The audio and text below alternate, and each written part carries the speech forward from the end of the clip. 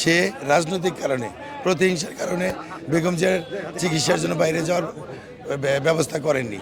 আজকে আমার নেত্রী দেশের বাইরে যাচ্ছেন, আমি আশা করব উনি সুস্থ হয়ে ফিরে এসে দলের হাল ধরবেন, দলের চেয়ারপারসন হয়ে দলকে সে পরিচালিত করবেন, এটা আমি আশা করি।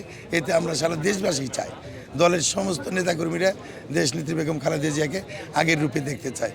অবশ্যই আমরা আশা করি এবং দোয়া করি যেন উনি সুস্থ হয়ে এসে আমাদেরকে আগের মতোই সে এই রাজনৈতিক কার্যালয়ে বসতে পারেন, মিছিল মিটিংয়ে যেতে পারেন, সমাবেশ করতে পারেন এবং দলের চেয়ারপারসনে উনি থাকেন, এটা আমরা আশা করি।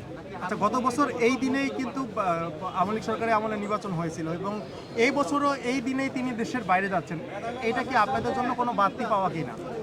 না না, এটা ওই রকম কিছু না, তবে এটা উপরের ব্যাপার। এটা তো বেগম জিয়া তারেক সাহেব এনাদের কাছে বার্তা থাকতেই পারে, এটা বিশেষ একটা থাকতে পারে যেটা উপর মহলের নেতৃবৃন্দের জানা। এটা উনি দেশে এসে দলের হাল ধরলে কি আপনাদের নেতাকর্মীরা আরও বেশি উজ্জীবিত হবে? হ্যাঁ, অবশ্যই অবশ্যই।